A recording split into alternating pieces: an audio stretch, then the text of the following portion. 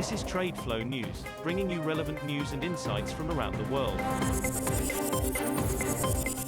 TradeFlow News, enabling trade for SMEs and economies worldwide. These are some of the key topics that we will be looking into in today's program.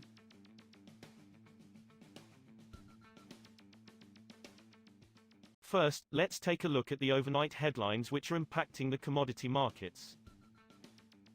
The European Union will on Tuesday announce a roadmap to phase out the bloc's remaining gas ties with Moscow. But in the absence of sanctions, it will be difficult for buyers to exit gas contracts using legal options such as force majeure. The roadmap comes as the US is pushing Russia for a peace deal with Ukraine. If reached, the deal may reopen the door for Russian energy and ease sanctions. Around 19% of Europe's gas still comes from Russia, via the Turk Stream pipeline and liquefied natural gas shipments, and the European Union has a non-binding goal to end Russian fossil fuel imports by 2027. Oil prices fell more than $1 a barrel on Monday as OPEC Plus is set to further speed up oil output hikes, spurring concerns about more supply coming into a market clouded by an uncertain demand outlook. Brent crude futures dropped $1.34, or 2.19%, to $59.95 a barrel by 0717 GMT, while U.S. West Texas Intermediate crude was at $56.87 a barrel, down $1.42, or 2.44%. Both contracts touched their lowest since April 9 at Monday's open after OPEC Plus agreed to accelerate oil production hikes for a second consecutive month, raising output in June by 411,000 barrels per day. Moving on to the top news in the energy sector. Chinese firms are purchasing liquefied natural gas shipments from the spot market, a reversal of months of relative inactivity from the world's top buyer, after prices slumped to the lowest level in about a year. At least 2 shipments were procured last week at the $10 per million British thermal units level, according to traders with knowledge of the matter. More buying may materialize this week if prices remain in this range, the traders added.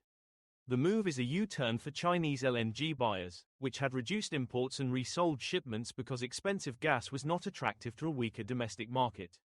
China was the biggest LNG importer in 2024, but deliveries have slumped about 24% from January to April compared to the same period last year. Indonesia's biodiesel consumption this year up to April 24 was 4.44 million kilolitres, Energy Ministry official Edi Wibowo said on Monday.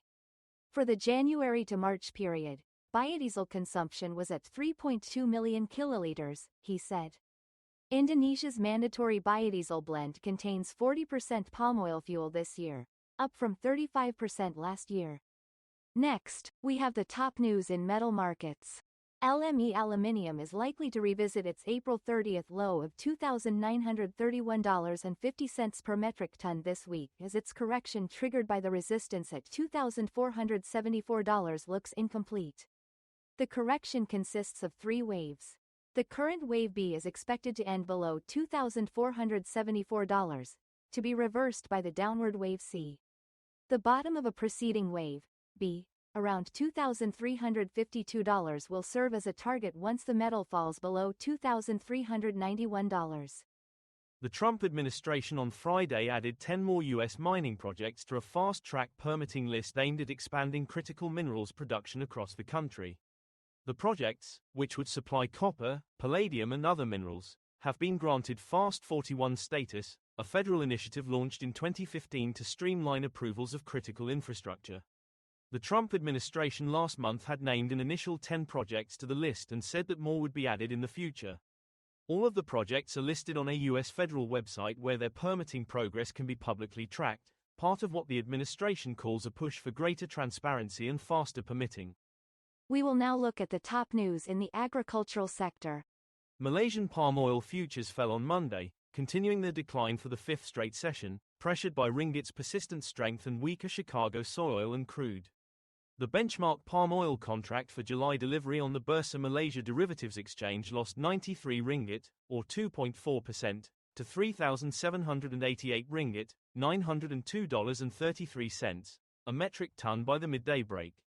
The strengthening of ringgit is eroding the export competitiveness of Malaysian palm oil, putting immediate pressure on prices, said Darren Lim, commodities strategist at Singapore-based brokerage Philip Nova.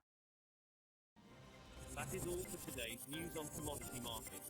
Stay tuned to TradeFlow News as we continue to provide you with more updates. We also invite you to follow us on Twitter at TradeFlow News, which allows you to watch our program on your mobile device or desktop to receive information from there.